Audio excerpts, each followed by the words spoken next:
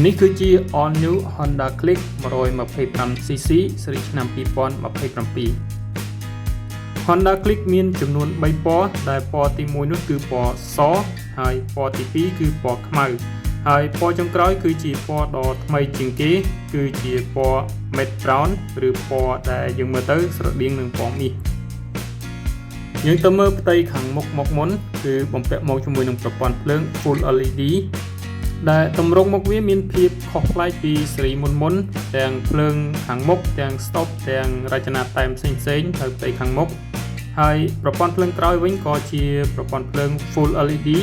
តែមានការផ្លាស់ប្ដូររូបរាងខុសពីស៊េរីមុនចំណែកឯផ្ទៃកុងទ័រគឺជាប្រភេទ Full Digital ហើយបន្ថែមមកជាមួយនឹងប្រព័ន្ធ Smart Key ចំនួន2គ្រាប់ព្រមជាមួយនឹង USB សម្រាប់បញ្ចូលថ្មទូរស័ព្ទរង្វង់កង់គឺរង្វង់14ប្រើសម្បកគ្មានពោះវៀនហើយខ្នងវិញមានពណ៌មាសក្រមៅប្រព័ន្ធប្រាំងមុខគឺជាប្រភេទ Disc Brake ចំណែកឯប្រព័ន្ធប្រាំងក្រោយគឺជាប្រភេទ Drum Brake ហើយ Disc Brake មុខត្រូវបានផ្លាស់ប្ដូរមកដាក់នៅខាងឆ្វេងខុសពីស៊េរីមុនបូមមុខគឺជាប្រភេទ Telescopic ហើយបូមក្រោយគឺជាប្រភេទ Unit Swing ដែលវាមានតែមួយប៉ុណ្ណោះម៉ាស៊ីនកម្លាំង 125cc ជាប្រភេទម៉ាស៊ីន ESP របស់ក្រុមហ៊ុន Honda ដំណើរការស៊ីសាំងដោយប្រព័ន្ធប៊ិច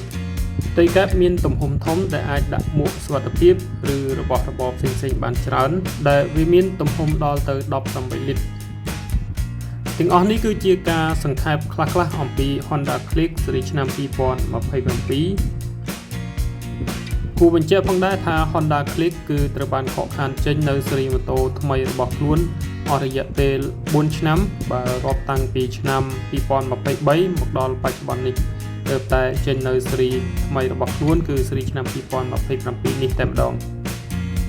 ឃើញថាការអាប់ដេតឬក៏ការចេញនៅស៊េរីម៉ូតូថ្មី Honda Click មានការផ្លាស់ប្ដូរពិតជា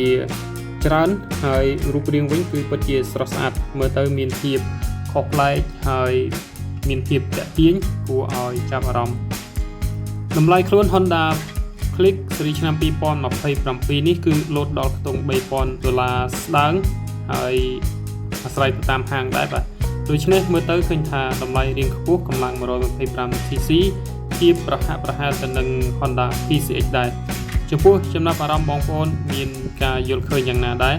comment បង្ហាញពីចំណាប់អារម្មណ៍និងការយល់ឃើញរបស់អ្នកទាំងអស់គ្នានៅខាងក្រោមវីដេអូ